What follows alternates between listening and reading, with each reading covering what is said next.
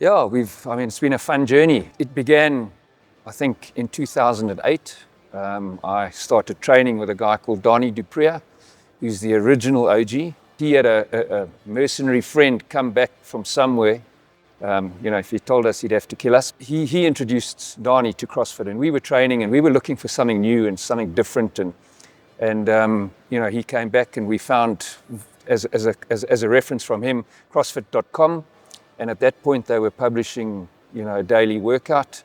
We didn't know most of the movements and we didn't have the gear to do some of the movements, but we fiddled and we played with it. And eventually, Donnie became the first level 1 accredited coach in South Africa. And he went over and I think was actually accredited by Greg Glassman in Manchester. And we together opened the first CrossFit box in South Africa. In those days, it was called Rebel CrossFit Africa. We had grand aspirations as to what we were going to do with this. It's kind of just meandered on from there.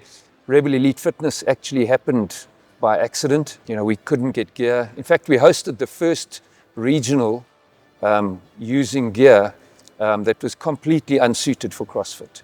They were metal plates, barbells that weren't designed to be dumped, the amount of equipment that we broke, but it was still a successful event. But we couldn't get gear. So I was involved in a business that was importing a lot of product. So we went shopping and found bumpers and barbells and kettlebells and dumbbells and stuff in China and started putting it in a container when it came out and equipped the place. And then we other people came and discovered CrossFit and asked where we got the gear from. So we did a favor for them. And then it was another favor and another favor. And eventually, we decided that, listen, this is becoming onerous. We better start making some money out of this process. So we created Rebel Elite Fitness, which now exists as, I think, the premium supplier of functional fitness gear in South Africa.